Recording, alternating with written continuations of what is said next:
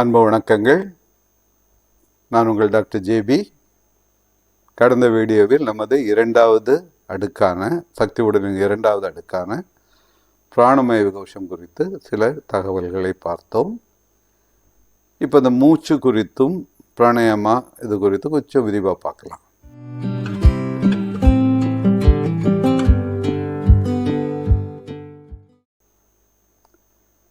பிராணமய கோஷத்தில் சக்தி தடைகள் வருவது எதனால்? உங்களுடைய சுவாச முறை சரியில்லைன்னா வரும். உங்களுடைய ஆயுள் என்பது உங்களுடைய ரெஸ்பிரேட்டரி ரேட்டை பொறுத்து அமையும். அப்போ நம்முடைய ஏம் என்ன? ஆயுள் அதிகரிக்கணும்னா சுவாசம் குறையணும்னா அது ஆழமாகணும், நீளமாகணும். Respiratory rate குறையணும். இந்த ரெஸ்பிரேட்டரி ரேட்டுக்கும் ஹார்ட் ரேட்டுக்கும் நெருங்கிய சம்பந்தம் உண்டு. விழிப்பு நிலையில் நீங்கள் ஒரு நிமிஷத்துக்கு 12லேருந்து 16 சுவாசம் எடுக்கிறீங்க. உங்களுடைய ஹார்ட் ரேட் ஒரு 72லேருந்து 80 இல்லை 100 வரைக்கும் கூட இருக்கும். ரெஸ்பிரேட்டரி ரேட்டு குறைய ஹார்ட் ரேட்டும் குறையும். உதாரணமாக தூங்கும்போது என்ன நடக்குது? உங்களுடைய ரெஸ்பிரேட்டரி ரேட் முதல்ல குறையும். ஒரு ஆழ்ந்த தூக்கத்தில் இருக்கும்போது இந்த 12லேருந்து 16 இருக்கக்கூடிய அந்த ரெஸ்பிரேட்டரி ரேட் 8லேருந்து 10 மாறிடும். அதே மாதிரி உங்களுடைய ஹார்ட் ரேட்டும் 72லேருந்து 100 இருக்கிறது 60லேருந்து 65 குறைஞ்சிடும். அப்போ உங்களுடைய ரெஸ்பிரேட்டரி ரேட்டும் கம்மியாகுது, உங்களுடைய ஹார்ட் ரேட்டும் கம்மியாகுது, உடலுக்கு ஓய்வு கிடைக்குது, ஆயுள் அதிகரிக்கும்.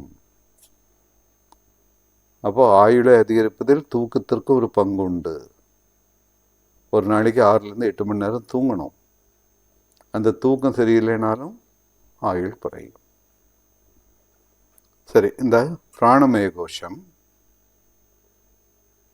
எதற்காக நாம் சுவாசிக்க வேண்டும்?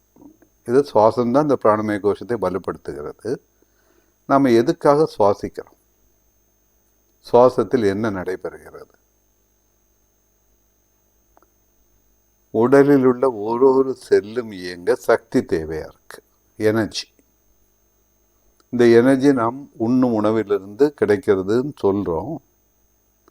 இந்த உணவு குளுக்கோஸாக மாற்றப்பட்டு இந்த குளுக்கோஸ் இரத்தத்தின் வழியாக உங்களுடைய செல்லுக்குள்ள போய் செல்லுக்குள்ள அது சக்தியா மாறணும். அந்த சக்தியாக மாறுறது சில வேதியியல் மாற்றங்களால், கெமிக்கல் ரியாக்ஷன்ஸ்னால அந்த குளுக்கோஸ் சக்தியாக மாற்றப்படும். பெரும்பாலும் இது ஆக்சிடேஷன் மெத்தட், ஆக்சிடேஷன் ப்ராசஸ். அப்போ இந்த குளுக்கோஸ் சக்தியாக மாற ஆக்சிஜன் தேவை. இந்த ஆக்சிஜன் எங்கேருந்து கிடைக்கும்? நம் சுவாசம் வழியாக வெளிக்காற்றில் ஆக்சிஜன் நிறைஞ்ச காற்றை நம்ம உள்ளே இழுக்கிறோம், உள்மூச்சு. இதன் வழியாக ஆக்சிஜன் நம்ம உடலுக்குள்ளே வருது. உங்கள் நுரையீரலுக்கு நுரையீரலில் உள்ள காற்றறைகளில் இந்த ஆக்சிஜன் நிரம்புது.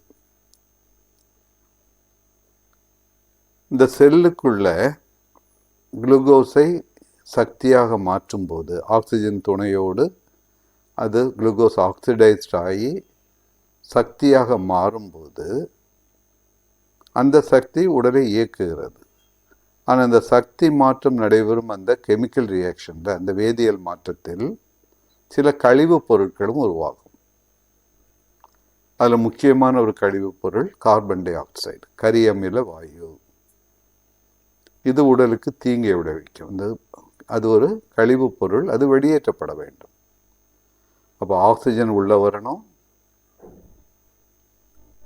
சக்தி உருவானதில் உருவான கழிவுப் பொருளான கார்பன் டை ஆக்சைடு வெளியே போகணும். இதுக்காக தான் ரெஸ்பிரேஷன், இதுக்காக தான் இந்த மூச்சு விடுதல். மூச்சை உள்ளே இழுக்கும்போது ஆக்சிஜன் நிறைந்த பிராணவாயு நிறைந்த காற்றை உள்ளே இழுக்கிறோம். அது நம்முடைய நுரையீரல்களில் தங்கி அந்த காற்றறைகளிலிருந்து ஆக்சிஜன் சின்ன சின்ன கேப்லரிஸ் என்கிற நுண் இரத்த குழாய்களில் உள்ள இரத்தத்தில் செல்லும். இரத்தம் அதை உறிஞ்சிக்கும். இரத்தத்தில் இருக்கிற கழிவுப் பொருளான கார்பன் டை ஆக்சைடு, கரியமில வாயு திருப்பி காற்றறைகளுக்குள்ளே வரும். இது எக்ஸ்சேஞ்ச். ஆக்சிஜன் உள்ளே போகுது, கார்பன் டை ஆக்சைடு வெளியே வருது. இப்போ காற்றறைகளில் கார்பன் டை ஆக்சைடு நிறையும். நீங்கள் வெடிமூச்சு விடும்போது அந்த கார்பன் டை ஆக்சைடு நிறைந்த காற்று வெளியே வரும். இட்ஸ் அ எலிமினேஷன் ப்ராசஸ், ஒரு கழிவு அகற்றும் பணி. முதல்ல உள்ளே இழுத்துக்கிறோம், ஆக்சிஜனை உள்ளே இழுத்துக்கிறோம், அது ஒரு நரிஷிங் ப்ராசஸ். வெளிமூச்சு கழிவை அகற்றும் பணி. அப்போ உள்மூச்சில் ஆக்சிஜன் உள்ளே வருது, வெடிமூச்சில் கார்பன் டை ஆக்சைடு வெளியே போகுது. ஆனால் இது எஃபெக்டிவாக நடக்குதானா? இல்லை. ஏன் எஃபெக்டிவாக நடக்கலை? இந்த காற்றறைகளில் ஆக்சிஜன் உள்ளே போகவும் கார்பன் டை ஆக்சைடு வெளியே வரவும் காற்று கொஞ்ச நேரமாவது தங்கணும். கொஞ்ச நேரம் அந்த காற்றறையில் அது தங்கி இருந்தால் தான் இந்த எக்ஸ்சேஞ்ச் எஃபெக்டிவாக நடக்கும். ஆக்சிஜன் உள்ளே போகும், கார்பன் டை ஆக்சைடு வெளியே வரும். ஆனால் அதுக்கு டைமே கொடுக்காம அவசரமாக மூச்சை உள்ளே இழுத்து அவசரமாக மூச்சை வெளியே விடும்போது காற்று உள்ளே தேவையான நேரம் தங்குவதில்லை. அதுக்காக தான் கும்பகம், பிராணாயாமால கும்பகம் அப்படின்னு அந்த ரிட்டென்ஷன் ஆஃப் பிரெத், மூச்சை உள்ளே அடக்கி கொள்ள சொல்கிறோம். நல்ல உள்ளே இழுத்து கொஞ்ச நேரம் உள்ளே அடக்கிட்டு அதுக்கப்புறம் வெளியே விட்டிங்கன்னா அந்த oxygen carbon di oxide exchange நடக்கிறதுக்கு தேவையான நேரம் கிடைக்கும். இப்போ உங்களுடைய ரெஸ்பிரேஷன், உங்களுடைய சுவாசம் எஃபெக்டிவாக இருக்கும், ஆப்டிமைஸ்ட். அது இல்லாமல் அவசரமாக மூச்சு எடுத்து அவசரமாக வெளியே விட்டு அங்கே oxygen exchange, carbon di exchange நடக்காது. நடக்கும், கம்மியாக நடக்கும். இதோடைய நெட் ரிசல்ட் என்னவாக இருக்கும்? உங்களுடைய பிராணமய கோஷம் வலுவிழக்கும். இந்த பிராணமய கோஷம் கொஞ்சமாக வலுவிழந்த நிலையில் இருந்தால் பெருசாக ஒன்றும் தெரியாது. மிக அதிக அளவில் அது வலுவிழக்கும் போது அது பருவுடலில் சுவாச நோய்களாக உருமாறும். ஒரு மாடி ஏறினாலே மூச்சு முட்டும், மூச்சு திணறும், இல்லை ஆஸ்மா நோயாக வரும், அல்லது சுவாச மண்டல நோய்கள் பல இருக்குது, அதில் ஏதாவது ஒரு நோய் உருவாகும். மொத்தத்தில் உடம்பு அசதி வரும். ஏன்னா தேவையான அளவு ஆக்சிஜன் அங்கே கிடைக்கல, கார்பன் டை ஆக்சைடு அங்கே பில்டப் ஆகுது, தேங்கி நிற்குது. ஏன்னா உங்களுடைய சுவாசம் எஃபெக்டிவாக இல்லை. அப்போ இந்த சுவாசம் சீர்பட நம்ம முன்னோர்கள் கண்டுபிடிச்ச வழி தான் இந்த பிராணாயாமம், மூச்சு பயிற்சி. இது சைனாவில் ஷீஹாங் அப்படின்னு ஒரு பயிற்சி இருக்குது, ஷீஹாங். அது மூச்சு பயிற்சியும் உடற்பயிற்சியும் சேர்ந்த ஒன்று. மூச்சு பயிற்சியோடு சில ஃபிசிக்கல் மூமெண்ட்ஸையும் சேர்த்து பண்ணும்போது நீங்கள் குங்ஃபு படத்துலலாம் பார்த்துருப்பீங்க, அந்த ஒரு டான்ஸ் மாதிரியே ஒரு உடற்பயிற்சி. அங்கே அன்னமய கோஷமும் உறுதியாகும், பிராணமய கோஷமும் உறுதியாகும். ஏன்னா அதில் ஃபிசிக்கல் எக்ஸசைஸும் வருது, கூடவே மூச்சு பயிற்சியும் வருது. அப்போ நம்மகிட்ட அதுக்கு ஈக்குவலாக எதுவும் இல்லையா? இருக்கு. எது? நம்முடைய யோகாசனங்கள். யோகம் என்றாலே அதுக்கு பொருள் என்ன? இணைதல், ஒத்திருத்தல், ஒன்று சேருதல். அதான் யோகம். தமிழில் தான் ஓகம் அப்படின்னு சொல்லுவோம். ஓகம் என்ற தமிழ் வார்த்தை தான் யோகம் என்றாயிற்று. ஓகம் என்றால் ஒத்திருத்தல், ஒருங்கிணைதல். அப்போ யோகாசனம், அந்த ஓகம் என்பதில் எது ஒத்திருக்க வேண்டும், எது இணைய வேண்டும் அப்படின்னு பார்த்தீங்கன்னா, உங்களுடைய உடல், பருவுடல், உங்களுடைய மூச்சு, உங்களுடைய மனம், இந்த மூன்றும் ஒன்றாக இணையணும்.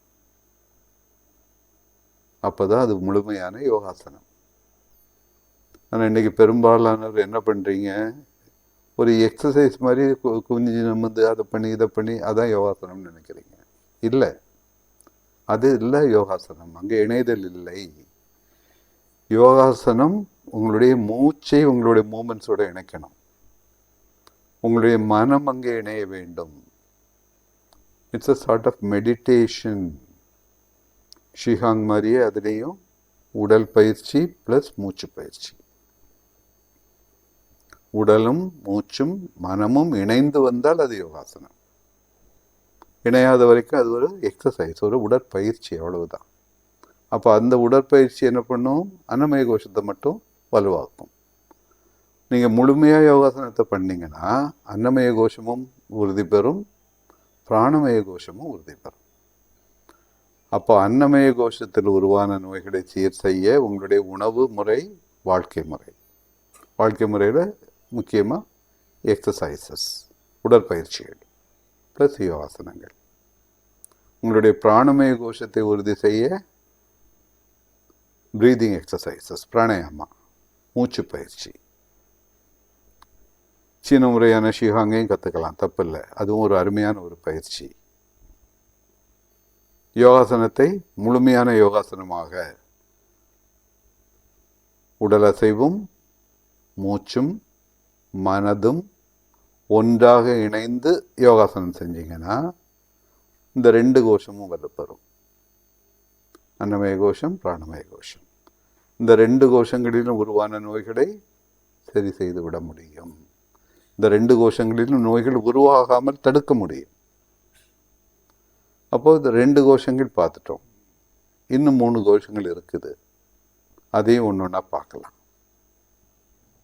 நம்ம வீடியோக்களை நீங்கள் முழுசாக பாருங்கள். நிறைய விஷயங்கள் சொல்லித்தரேன், அதை மனசுக்குள்ளே வாங்கிக்கோங்க. ஒன்று ஒன்றா பண்ண துவங்குங்க. நம்ம சேனலுக்கு சப்ஸ்கிரைப் பண்ணுங்க. அடுத்த வீடியோவில் 3வது கோஷமான மனோமய கோஷம் பற்றி பார்க்கலாம். அதுவரையில் உங்களிடமிருந்து விடைபெறுவது டாக்டர் ஜேபி.